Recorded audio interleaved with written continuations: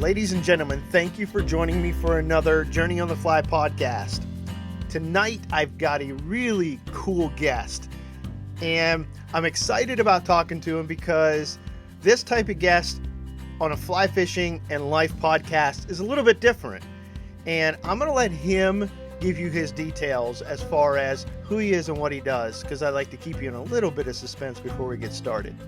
But before we do get started, go out and find us on your favorite podcast app, whether it is Google Play, iHeart, iTunes, Spotify, whatever else is out there. We're even launching this. It's been on our YouTube channel, Journey on the Fly. So you can just search Journey on the Fly in any of those, and they should come up. iTunes is taking a little longer than we like to get up, so give a little bit of patience on that one. Also, check out our website, www.journeyonthefly.fish. We'll put the podcast up there when they come up, and then you can check out our guide service and everything we have to offer there. Give us some feedback. Leave us a relative star rating. I'm not going to tell you to leave 5 stars because maybe you don't like what was said or like my interview process. I don't know. This is something I'm growing into. So enjoy it, and let's talk about fly fishing and life. Right? All right, Ted, we are here. And is it okay if I call you Ted, or you want to be called Professor Ted? No, that Ted is fine. Okay, awesome. So Ted, I got a couple kind of introduce yourself type of icebreaker questions. The first one is a bit comical, and that is, if you could hang out with any cartoon character, who would you choose and why? Man, that's a great question. Wow. Man, that's like a kind of a curveball. Let me think here. First of all, who? I don't know why, but Daffy Duck comes to mind. He's hilarious. I think I understand him sometimes. Sometimes I am him. That's fair. Yeah. I think Daffy Duck is just the first thing that comes to mind. All right. That probably says a lot about me, probably. Well, don't feel bad with the struggle with that question, because I had an interviewer, and this isn't a diss on him. He actually said, please take that question out. I'm so old I can't remember the cartoons I watched. So. Oh, wow. And he wasn't really that old. He's only a couple years older than I am. But anyways.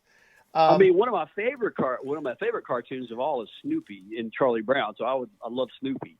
I think he's such a cool. I've loved Snoopy since I was a kid. So maybe Snoopy as well. That's awesome. Yeah. All right. Next question's a lot easier. What book are you currently reading? Oh, that's a loaded question. So I've been reading this book by a Nobel Prize winning physicist named Murray Gell-Mann, spelled Gell. It's a hyphenated last name, Gell-MANN.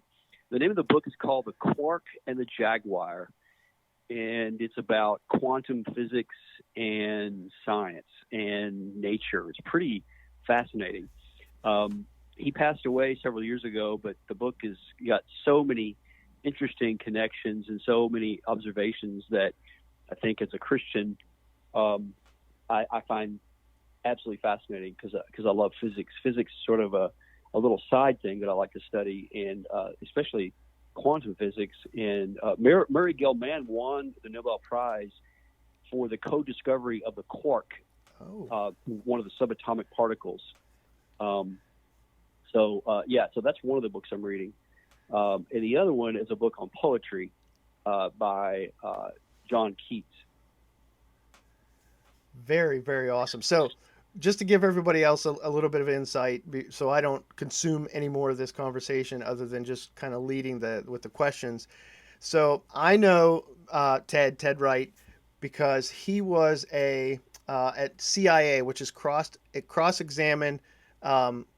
What do we call that? CIA cross-examine. Instructor Academy. That's an instructor academy. Wow, I can't even remember the acronym correctly. Which was Central Intelligence Agency. You could have said Central Intelligence. Yeah, I can give no more information out other than that. Ted was an instructor of mine, and this was a relatively couple day intense kind of. You were addressed with some issues, and then you actually had to give presentations to some of these now ladies and gentlemen that actually are part of the program, where it was about theology and apologetics and defending of the faith and so forth. So it was a very small portion of I would call like an apologetics boot camp. And I met this dear man there who made an impression on me that he has no idea about, but that's where our relationship kind of goes and ends. And then of course I follow him on social media, and always seeing the different posts of the different books that he's reading just fascinates me because I love books.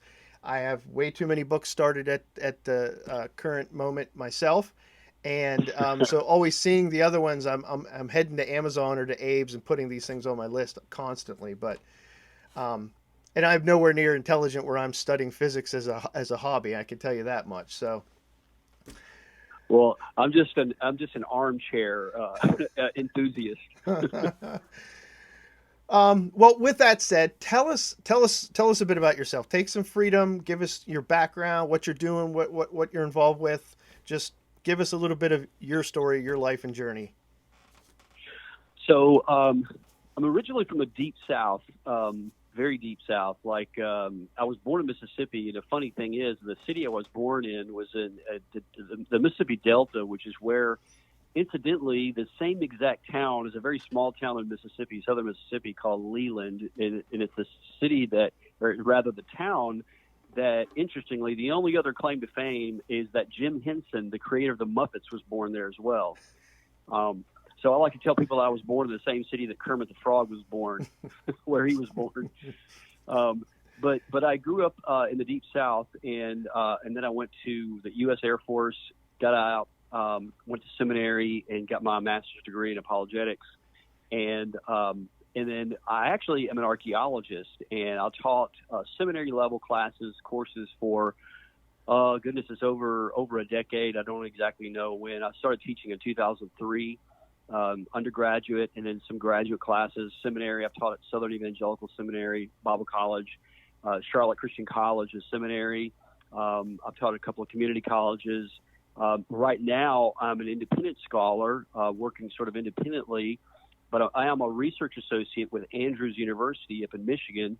I currently live in the Chicago area, and about 4 years ago, I started a nonprofit sort of education/ministry called epicarchaeology.org. And it's a ministry that focuses on the archaeological and historical evidence for the Old Testament and New Testament.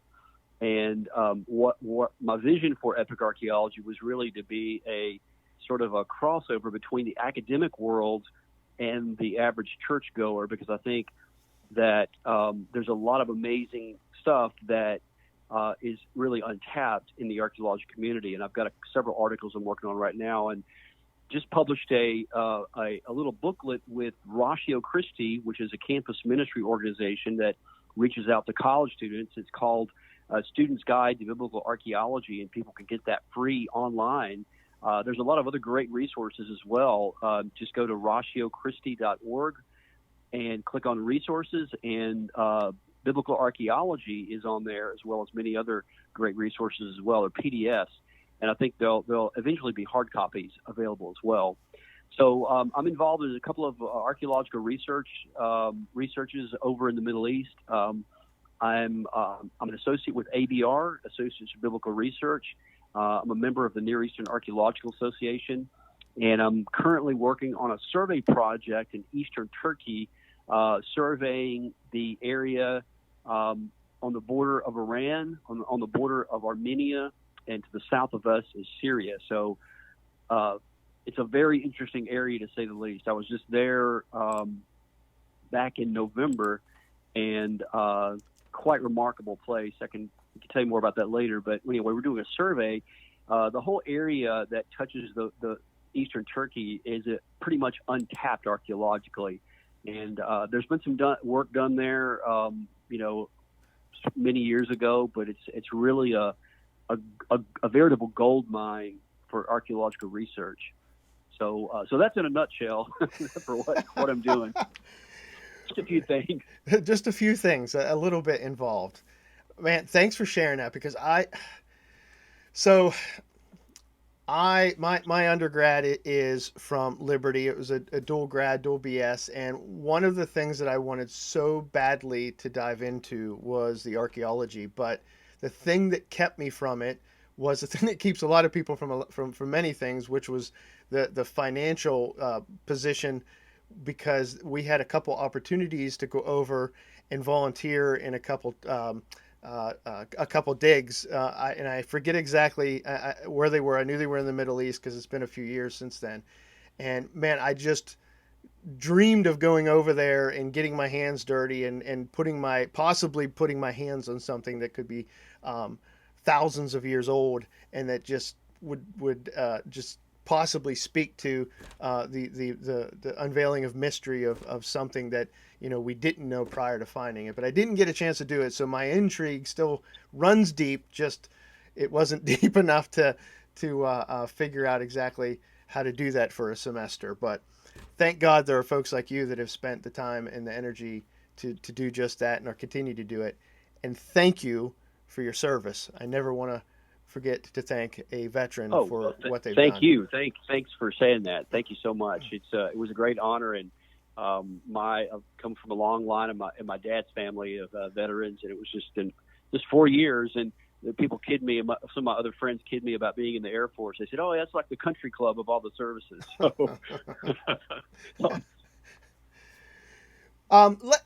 Let's stay on the vein of archaeology and such for a little bit here, and then we'll get into the fly fishing, because this is a podcast about life and fly fishing, and everybody has different backgrounds, as one of which you just described. So tell us maybe what moved you to archaeology? What drove you to that? Why was that enticing? Oh, that's a great question. So I would say it really started many years ago when I was actually a kid. As you know, a lot of people grow up and they want to be an astronaut, but I remember from a very early age, I was in Boy Scouts and Cub Scouts back in the many years ago, and it was a much different organization back then. But we had really amazing scout leaders, and I lived in, of course, I told you I grew up in Mississippi, but there in North Mississippi, there in Western Tennessee, there was a very famous Civil War battlefield, very pivotal battle in the U.S. Civil War that was on the Tennessee River that happened in April of 1862. It was called Shiloh, and Ulysses S. Grant was in there. Albert Sidney Johnson, the Confederate general, was killed at that battle. It was up to that point was one of the bloodiest battles in the U.S. Civil War. And it is one of the most well-preserved battlefields in the U.S. for Civil War battlefields, aside from Gettysburg and some other great battlefields in Pennsylvania, Virginia. But I remember going there as a kid, and I took several field trips there with my scout group, and I remember just being absolutely mesmerized by the stories that we were hearing about. These guys would line up across this battlefield and just charge straight ahead into these cannons that were just firing at, nearly point blank range. It was just, as a kid, it was fascinating. And there's something about that the reality of it that really just fascinated me, that it wasn't just some place like some movie took place. People really died at this place. And it just really captivated my imagination as a kid. And on top of that, that's cool enough in and of itself and interesting. They had these, obviously there's possibly still artifacts there that are there on the battlefield, but also on the bluffs of the battlefield, interestingly, are two Native American mounds, Indian mounds, that were from the southeastern U.S. Mound building culture. So on top, there was even an older element to the Civil War battlefield. The battle happened in 1862. But then there were older things than even the Civil War battlefield that archaeologists were not sure exactly how old they were. They were sort of an estimated range of the date of these Indian mounds there on the bluffs. And so that really started my fascination with history. And then I discovered that you could actually go and have a job where you could actually go dig in the ground at some of these sites, whether it was in the U.S. or whether it was in Europe or the Middle East, and you could actually discover what you read about in the history books. You could actually go to discover material evidence of those events actually in the ground itself. And I just thought that's what I want to do. There's nothing else, to me, in my mind, that nothing else even mattered, because that's where, because you're literally on the cutting edge of history. You're discovering information that people, that humans have lost for, hundreds of years, perhaps millennia. So that's something that started as at a very early age. But I would say it started with my fascination with the U.S. Civil War and then the Native Americans here in the U.S., and primarily in the southern U.S., but then also out west as well. So that's kind of where it started. I love the fact. So my mind's going 100 different directions in wanting to ask questions, but it comes back to one of the driving forces of me wanting to do this podcast is there's a selfish element to it, which is a bit of self-discovery, because I am, to speak kindly of myself, I'd call myself a late bloomer in a lot of areas, but just trying to figure things out and hearing stories where, how archaeology was in a sense in your proverbial blood from your youth, and that discovery and that drive that you had, that you stayed focused on and put you to where you're at today is neat. I would, and you may agree with this, being that because you went to the Southern Evangelical Seminary, correct? That's where you taught and you got Yes. your master's. So you would consider yourself today still a Thomist? Oh, absolutely, yes. Okay. For sure. So I look at these things as a teleos, as being moved in life for a purpose and a point. Now, this is a grander purpose and point, I think, the archaeology, but a more detailed look into that, I think, would be, how did you connect this drive and passion for archaeology to now you have been doing some kind of ministry in this field for a while, but now have actually created an organization that does specifically those, combines and drives those two things to people that are willing to listen? Yeah, so that's an excellent question. And really, to be just perfectly honest, I have to have an outlet for my enthusiasm for this. Whether I would do it for free. That's how much I love it. I mean, I would do it for absolutely free. Some of the times I do, actually, because, it's not, you don't get into archaeology to get rich, that's for sure. But you have a passion to make history come alive, and then also my passion for really at the root of it all is my passion that people know God, and that ultimately they connect the dots with these archaeological discoveries back to the gospel and back to Scripture and back to a person, obviously that we celebrate during Christmas as him, his birth on earth, Christ. I mean, it's all about Christ at the end, and really to glorify him.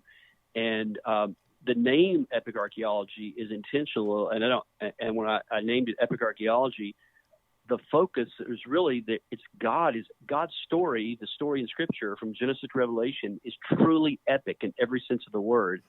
It is an epic. In fact, I just a couple of years ago I interviewed here in the Chicago area, because I live in the Chicago area now.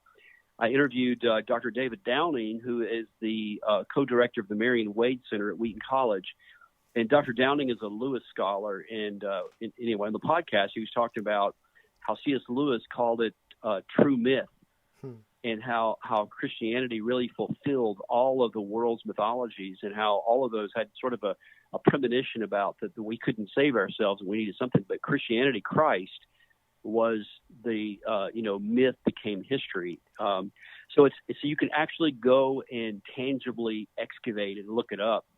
And so I wanted to create a website and a place that I could share some of these amazing discoveries with other people who might share my enthusiasm for these things. Because I mean, obviously, we believe by faith, and without faith, it's impossible to please God. But our faith is only as good as its object, and so we obviously are not fideist. We, as following Aquinas, of course, and Aristotle, and Scripture itself, even the Apostle Paul says that Christ has not been risen from the dead, actually, physically risen from the dead, and we're still, dead in our transgressions and sins. So I make this connection, which in secular archaeology is sort of the greatest sin, and I make a connection that archaeology can actually affirm historical events that you read about in Scripture, and because it can do that in the secular world, and that's not controversial. The controversy comes in with biblical archaeology over some of the claims that the Bible makes. And what I say, and what I make clear in some of my writings and some of my posts on my website, is that archaeology can't prove Christianity, but it can show us that the document that Christianity was conveyed in is historically reliable. And so that's really the focus of it. Hopefully I answered your question. That's sort of a long, circuitous way. That's exactly how I answer questions. So you're in good company. Oh, good.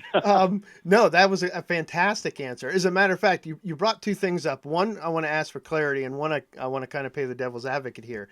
The first one is you referred to how Lewis referred to Christianity as a myth filler, and unpack that myth, because I know what you're talking about there is as in mythos right. that the ancients talk, but what does that exactly mean? Right. So when people hear, and I did as well, I mean, understandably so, when you hear the word myth, at least the way it's used today, people think, like for instance, if you hear, like an ad on a radio or a television show, 4 myths of dieting, what they mean is 4 lies of dieting, but myth, the way Lewis understood it, was really a story, an explanatory story that explains something.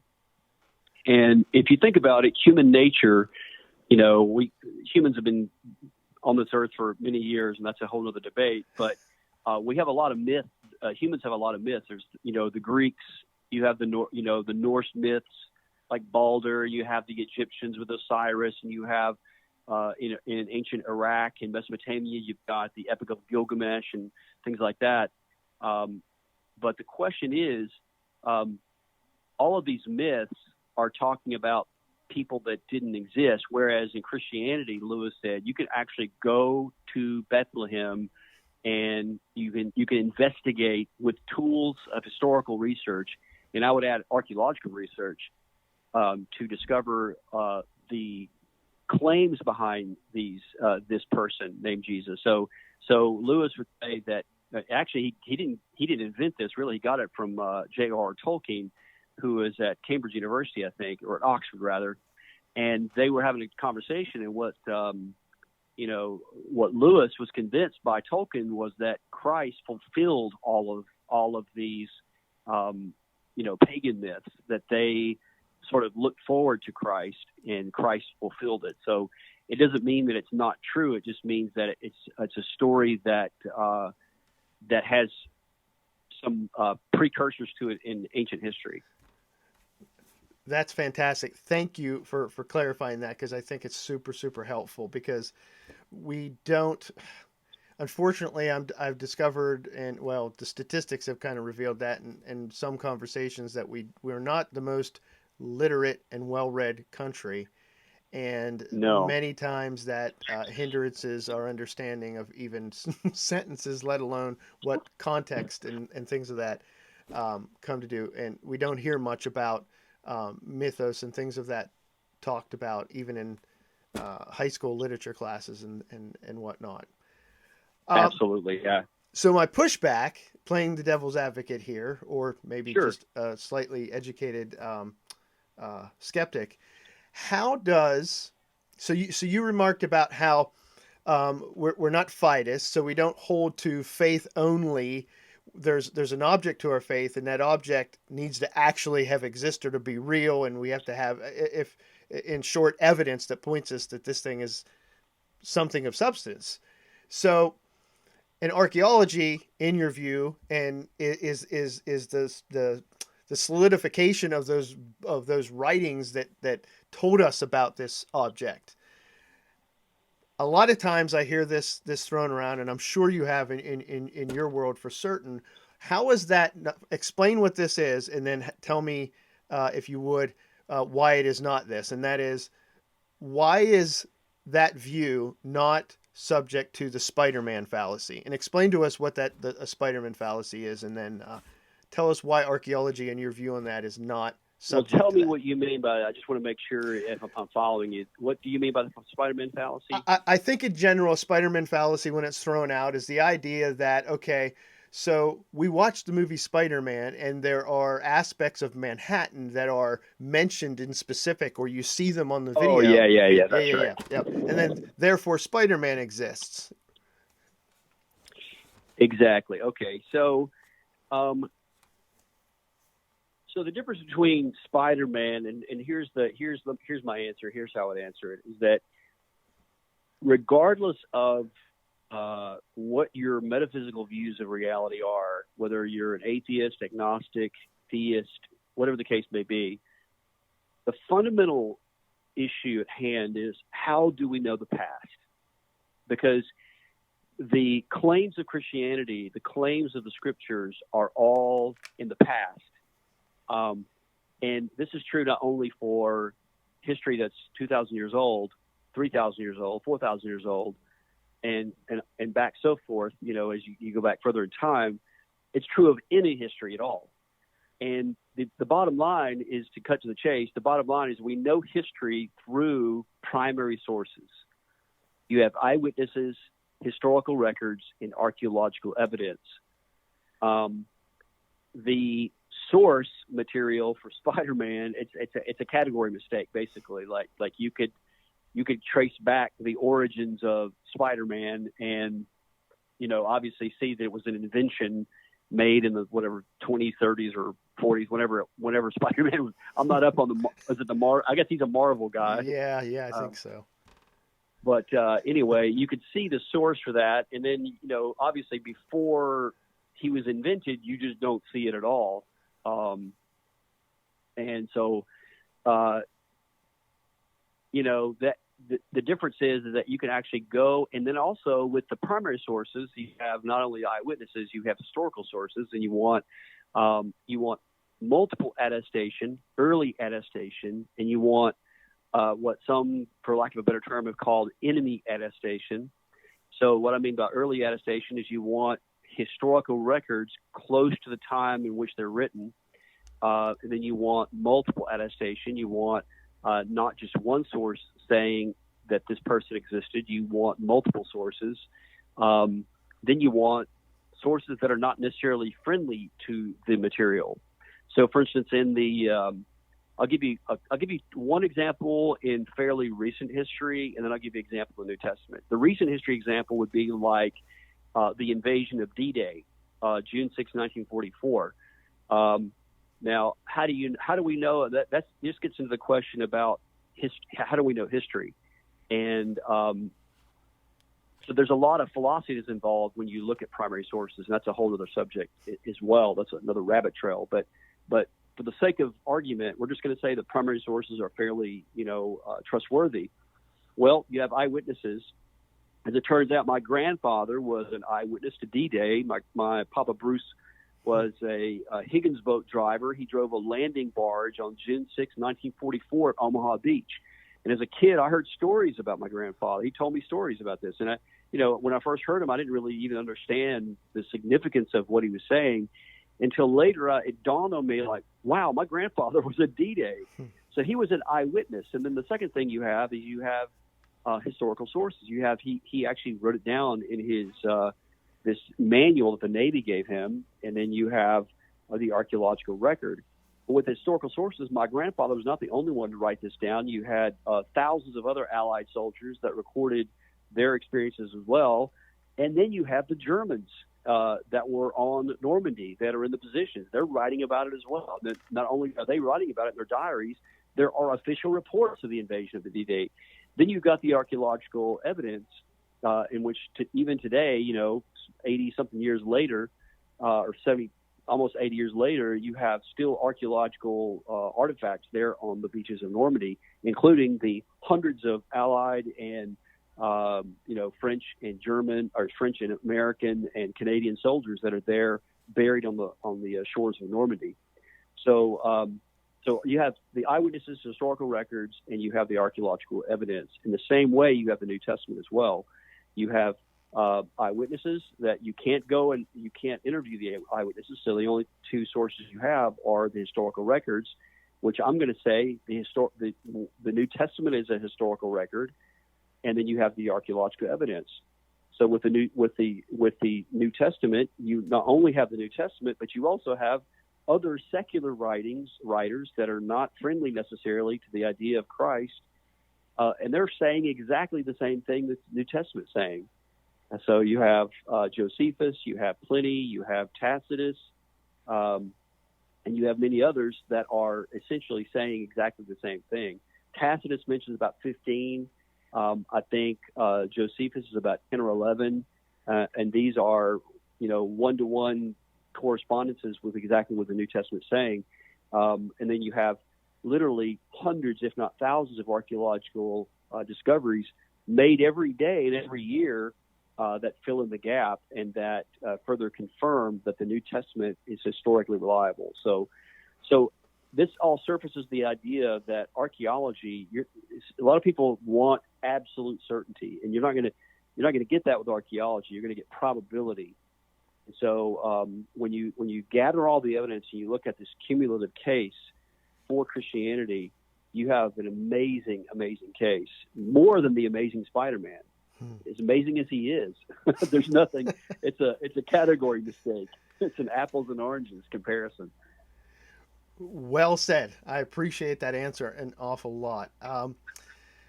Before we segue into a little bit of fly fishing discussion, because this just worked out that I'm speaking to an archaeologist. Christmas is just a few days away. I'm gonna release this particular interview the week of Christmas.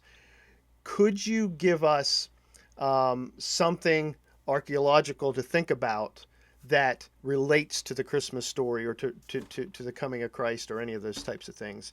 Yes. There's so much. It's like, where do you even begin? It amazes me. People like Bart Ehrman and other New Testament scholars, although I know they're coming at it from a more, historical standpoint. I'm coming at it through an archaeological standpoint. But it amazes me how skeptical they are of the New Testament when we have literally thousands and thousands of archaeological discoveries that paint the backdrop of the New Testament in remarkable ways. And I'll give you one just because for time, when you read the account in Luke, in the days of, Caesar Augustus, there was a census that went out, the Quirinius. I wrote an article on that. People can check our article out on epicarchaeology.org and also follow us on Facebook. We just posted several Christmas articles, so they should be up as well. But Jesus was born during the days of Herod the Great. And Herod, there's quite a lot known about Herod from archaeological sources. Josephus writes about him, and some other historians write about him as well. But what's interesting, what I found interesting, besides the tons of archaeological artifacts, in 2007, what's interesting is that, so let me back up. Herod went through, according to historians, Herod went through 3 phases of his life. You can sort of slice up his life into these 3 phases. The first one was consolidation of his power. He was declared king of the Jews by the Roman Senate. I think the date, don't quote me on this, is around 40 BC. Another interesting little factoid about Herod was that he was at one time ally of Cleopatra of Egypt, although they had a volatile relationship politically. And Cleopatra's and Mark Antony, of course, were lovers, and their tutor for their children was also the tutor of Herod the Great's children as well, or a tutor or a advisor of Herod the Great. What was his name? Nicolaus of Damascus. That was his name. Nicolaus of Damascus. So interesting little parallels there. And then one other little side note. This is just I'll go off these rabbit trails here. Cleopatra and Mark Antony, of course, were defeated by Octavian, who was the great nephew of Caesar, Julius Caesar, at a battle in 31 BC called the Battle of Actium. But when they met, and sort of fell in love, was actually right off of the coast of Tarsus in Asia Minor, where the Apostle Paul was born. So isn't it a little interesting thing there? So after that battle in 31 BC, and Mark Antony and Cleopatra's forces were defeated, it consolidated the power of Octavian. Herod then sought audience with Octavian and laid the crown. According to Josephus, he postured himself before Octavian and said that he would serve him as a vassal. And Octavian was really happy with this. He made him get up, and he actually rewarded Herod with a coastal city there in the northern part of Israel called Stratos Tower, that Herod renamed Caesarea Maritima, which means Caesar's city by the sea. So that's, and then you've got the middle part of his reign, and then you've got the later part of his reign in which he begins to decline. And some people said he was mentally losing his mind, and he may have had some kind of disease. We do know from Josephus and other sources that he went toward the end of his life. It was in the end of his life that when he was always paranoid, but he even began to be more paranoid toward the end of his life. So it was at the end of his life that Christ was born, toward the very end of the life of Herod the Great. There was only a few years, and there's a whole big debate about when Herod died. Most traditional scholars say that Herod died in about 4 BC, but when you begin to dig down into the details of it, it appears that he died in maybe 2 or 3 BC, because we know that, when you begin to look at the Christmas star and you start looking at other historical sources, it really doesn't line up from him dying in 4 BC. It's hard to get into all that detail here. The bottom line is that Herod, when he died, of course, when Christ was born, the wise men, the Magi, came and visited Herod, and they said, well, he's going to be born in Bethlehem. Interestingly, right about a mile or so within eyesight of Bethlehem, Herod built the place where he was buried, called Herodium, which was a palace fortress. Herod had built many palace fortresses all throughout Palestine, in fear not of the Romans but of the Jews, for fear of their uprising against him. But it was at Herodium that Herod wanted to be buried. He desired to be buried there. In fact, I interviewed last year an archaeology professor at UNC Chapel Hill, brilliant professor, Dr. Jody Magnus at UNC Chapel Hill. And Jody has an article on Herod and some really great insight. She believes that, and I think she's probably right about this, that Herod believed that he was the fulfillment of the messianic prophecies. He believed he wanted to claim himself to be the king of the Jews. And it's no accident why Herodium was built near Bethlehem. He very likely knew the prophecies as well, or at least he certainly wanted to take those on for himself. There were several, in Second Temple Judaism, there were 3 or 4 groups of people that were vying for control. There were the Sadducees, the Pharisees, the Essenes, and then another group the New Testament talks about is the Herodians. And the Herodians, according to Magnus, were those who actually believed that Herod was the fulfillment of the king of the Jews. But what I was getting at is that in 2007, his actual coffin was discovered by an archaeologist, an Israeli archaeologist named Ehud Netzer. He had been looking for over a decade at Herodium and discovered the mausoleum. It was built into the side of a hill on Herodium. Herodium is like this it looks like a man-made volcano, and in the middle of the cone is the fortress. But on the side of it is where the mausoleum of Herod the Great. In fact, his sarcophagus was pieced back together. It was smashed to pieces, apparently, when he died, or not soon after he died. It was smashed to pieces. He had a lot of people that hated him. And so, and then at the same site at Herodium was discovered the signet ring of Pontius Pilate. We know that one of Herod's sons, I believe it was Agrippa, became friends with Herod Agrippa when Christ was going on trial for sedition and for claiming he was the king of the Jews.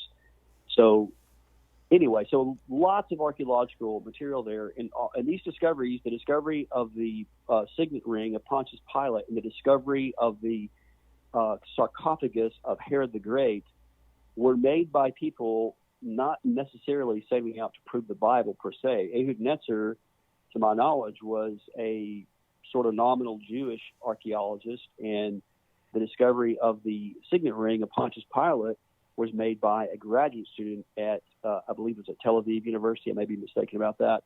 But they deciphered this ring as belonging to Pontius Pilate. So what I'll say is that there are many, many archaeological discoveries that are made that show the New Testament is historically reliable by people not really setting out to prove the Bible, which shows to me that you have a very reliable document indeed.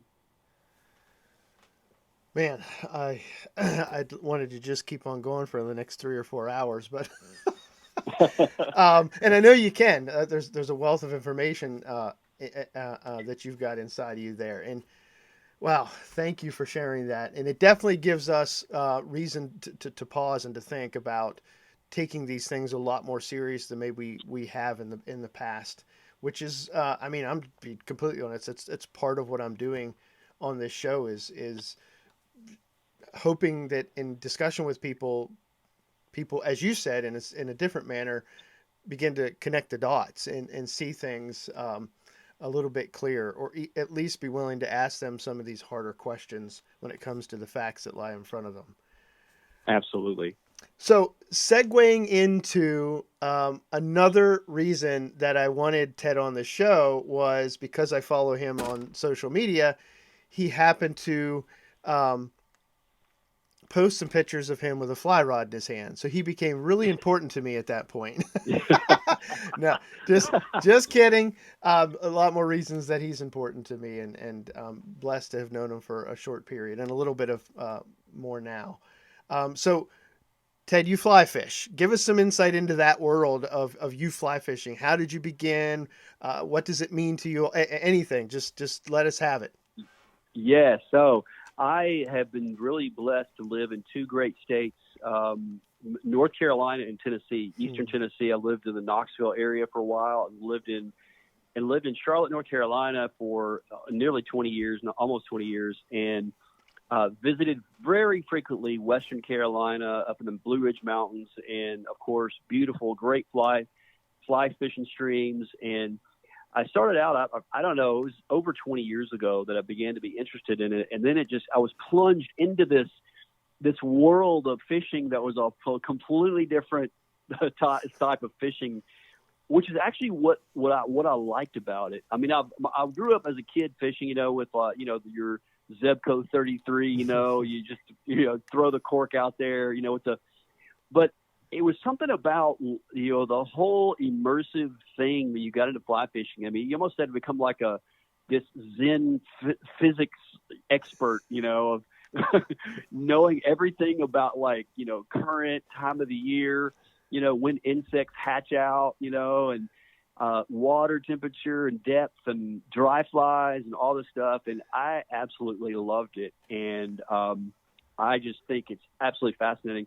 In fact, I am working on an article. You might be interested in this, Adam. I'm working on an article. It'll be published next year on fly fishing and philosophy.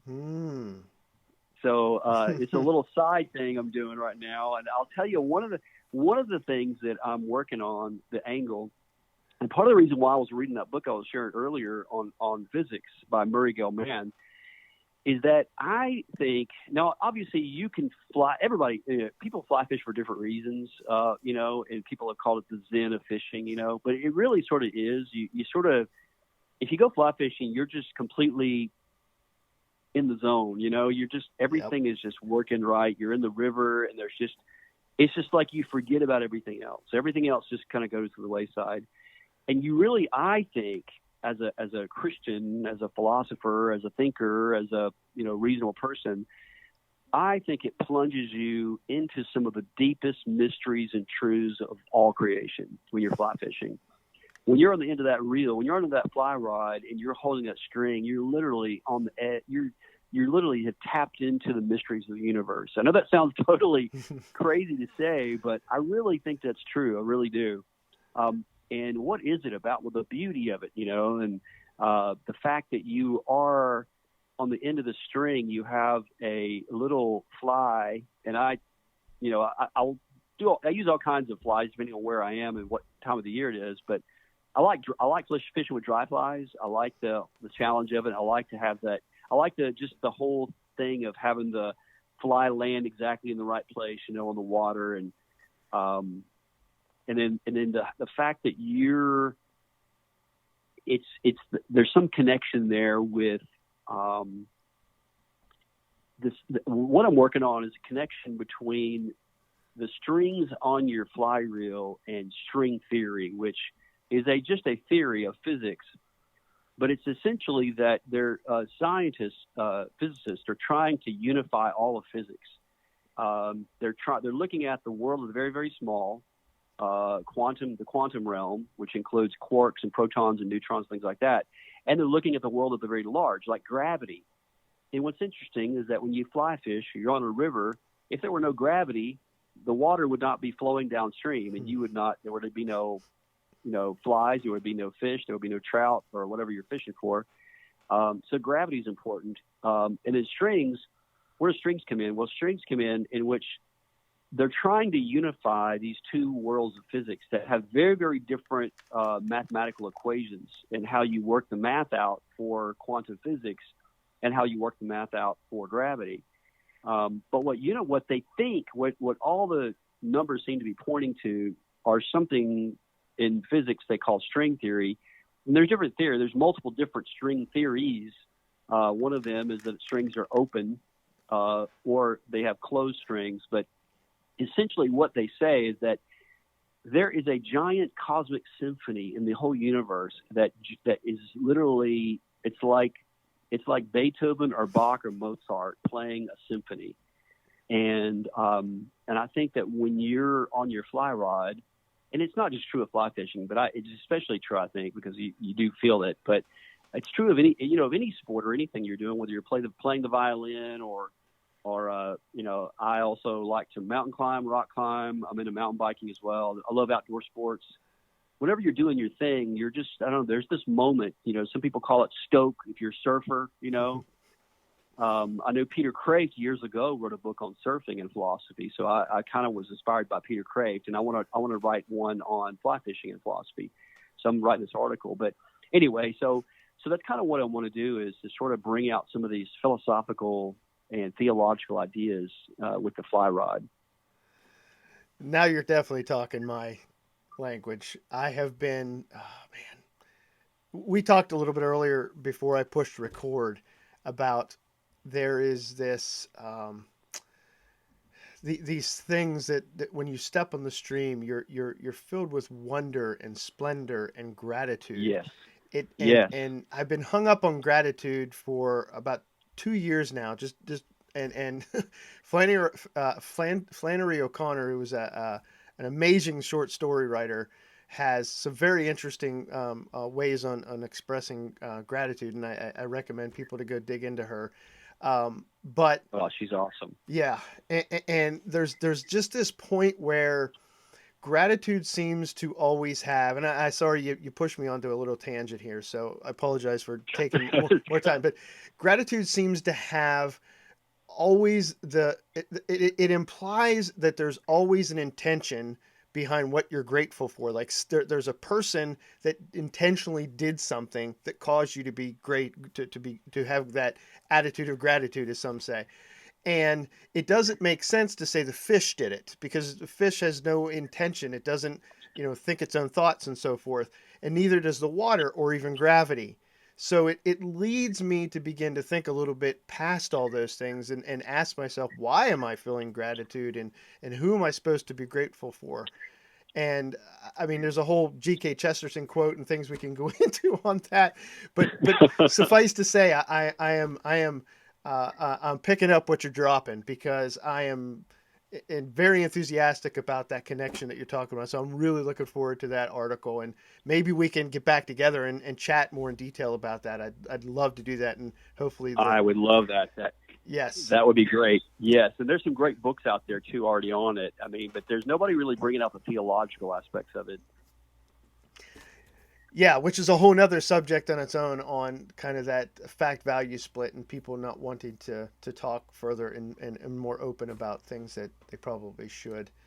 Um, so do you have, let me see, do you got a fishing story, one that may stick out, or that trout or even smallmouth? I don't know if you pursue smallmouth on a fly rod, and if you don't, that's a whole nother world to jump into. But Oh no, just when I was in Tennessee, because I lived right there on the Little River, right Mhm. there in I lived in Townsend, which is, if anybody knows anything about Gatlinburg and all that, it's right there it's right at the mouth of the Great Smoky Mountain National Park, and I could literally be on the river in like 10 minutes, and it was incredible.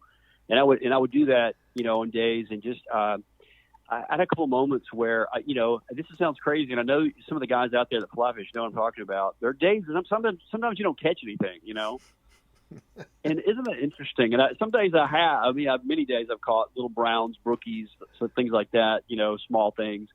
But the day that I didn't catch anything, and I was thinking it's going to just really be, really stink to not catch anything. But it was incredible because everything was right. Like you said, you're in the river.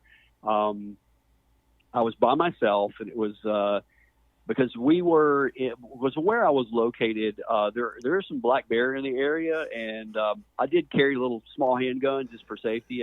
Because there were signs that the National Park Service had actually put up aggressive bear activity in the area. So I had my little sidearm in my waders, and but I had my fly rod, and I was just doing some great, beautiful, beautiful day, gorgeous. The rhododendron, and I was making some great casts. I had the right flies, the hatch, everything was right. I was just on a part of the stream. I was just really did some bushwhacking to get back there, but once I get back there, it was just sort of just by yourself. But it was really that just reinforced my love of the sport, and then of course catching them is even better, and which you feel the energy of that little, even a little small one, those things have just got incredible power to them. That's so right. So that's the only one I can think of off the top of my head. That's okay. That's more than enough. There's a lot of people that can relate to that. There's days where, as they say in the fishing world, you can get skunked, but it doesn't take much to get past that all if you're there for the right reasons. To start It out. also speaks to something like why do you continue to do when you don't? Because there's something more to it than just catching the fish. I guess that was my point. Yes. There's something deeply spiritual about it. So let's. Did you get a chance to look at the article that I sent you about the fly fishing? Yes, I actually read it a while back. Okay. It was interesting you sent it because I thought, oh man, I bet Adam would like that article. It was fantastic. Yeah, so I'll link to all this stuff, including Ted's website and his Instagram. All that stuff will be in the show notes and all that fun stuff because I want you to connect with the audience, and I want the audience to connect with you because there's a ton of good articles, and maybe your pastor out there listening, and your church needs somebody like Ted to come in. And Ted is not paying me to say this. He didn't know I was going to say this, but these things need to be said. They need to be exposed to the world of the church world, and to skeptics and people on the fence that might just be the thing that says, oh, let's take a look at this stuff. So all that information will be available when we're finished. And I'll link to this article. I'll just read the title, and then you can give us some insight into it. So the title is Fly Fishing Invented 13,000 Years Ago on the Banks of the Jordan River. Yeah, that is awesome. let me just say that when I read the article, I just almost jumped out of my seat because it's archaeology and ancient history, prehistory, and fly fishing, and I thought, oh man, this is like totally made for me. My thoughts are that obviously people had to eat, and this shows us that.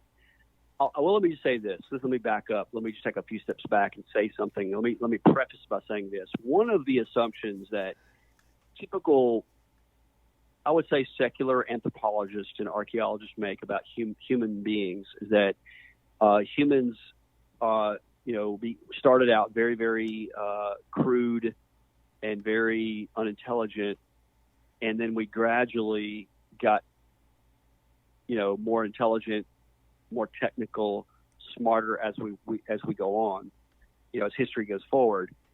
And there have been discovery after discovery after discovery, and I can list several of them off the top of my head right here that totally blow that notion out of the water. And I think that this idea of fly fishing is one of them, although it's a very, very, sort of crude way of doing things, because we do know that animals sometimes will use tools. I mean, crows will use tools, things like that. Birds are really smart. But there's something more to this than just,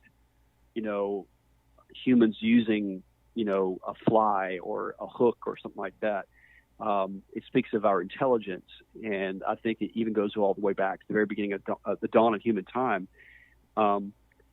What's interesting is that I found another connection with fly fishing. Not really fly fishing, but the mayfly, which is used a lot in fly fishing. Yeah. In one of the oldest myths of the world, the Epic of Gilgamesh. So if you know anything about the Epic of Gilgamesh, there are a lot of themes in it, but one of the overarching themes in the Epic of Gilgamesh is death, actually, interestingly. And one of the things that Gilgamesh, in one of the lines in the poem, and I can't remember exactly how it's worded, I'm just going to kind of sort of spitball it from here. Basically what it says is that, like the mayfly, it's born on a summer day and then dies, and there's this very, very small window of time that the mayfly has its lifespan. And that's another element that I think fly fishing, that taps into, whether it's in the ancient world or whether it's even in the modern world, is that the brevity of life and how short life is. And, so it's a sport that it's really I think a good sport that if you're open to the experiences will open up questions to you. And really that comes back to what Socrates said, that philosophy begins with wonder, and you begin to ask questions. And I think that when you're plunged when you're on a river and you got a great fly rod and you're in the zone and you're doing your thing, a lot of deep questions will pop up. And one of them is, the shortness of life. That's one of the big philosophical questions. So whenever I read the article on this ancient man fly fishing, first thing I thought was the Epic of Gilgamesh. And the second thing I thought was the whole mayfly reference and how even at the very dawn of human history, we have humans fly fishing, which I think was pretty awesome. Yeah, it's very, very awesome. And one of my coworkers, so I have a couple jobs, and one of them I work for a fly fishing shop. And Awesome. I was telling him that I was going to have a talk with you, and I had showed him this, and and he's a younger dude. He's like 22, which was even more heartwarming, if you will, for what he said. He goes, this really should change our perspective on fly fishing, because these people 13,000 years ago fly fished to survive. Where we do it, very little survival is at stake, whether we catch a fish or not. But exactly, there's something even more wondrous and something to have more gratitude and reflection on when we go out and do it now. So, and this is to throw myself under the bus. When I find myself frustrated because I'm losing flies or something's in a tree, to stop and calm myself down and remind myself that my family's not going to starve if I don't catch a fish. Yeah. Exactly. Because there's plenty of days that they may have starved if that was the case. But Yes. so let's round this out. I want to do two things for us here. Um, give us all the ways that we can find you in social, website and whatnot, and then if you got any closing thoughts, just lay something on us if you do. Okay. Yes.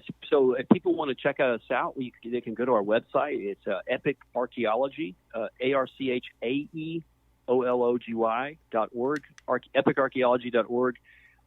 They can check us out on the website. We also are on YouTube as well. We have a YouTube channel, and we also are on Facebook and on Instagram as well. So just type in Epic Archaeology, and our little symbol is an amphora pot, which is a sort of a standard thing that you find in archaeology. And just thanks again for having me on your podcast, which I think is a fantastic idea to have a podcast on fly fishing and thinking. Just so many great things that you can think about on fly fishing, and there's so many connections there with fly fishing, with history and with ecology and science and all those sorts of things really kind of converge in fly fishing. So thank you for doing what you're doing, brother, and let me just encourage you to continue to do what you're doing. Thank you. I appreciate that more than you know, man. There you have it, ladies and gentlemen. That is Mr. Ted Wright, archaeologist and fly fisherman. Please take the time to go check out his Facebook, his YouTube, his Instagram. Link up with him on epicarchaeology.org.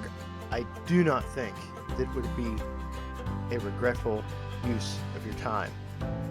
He's a dear brother to me and a man who is full of knowledge, as you can see, wanting to pour that out for other people to have a clear insight into other things.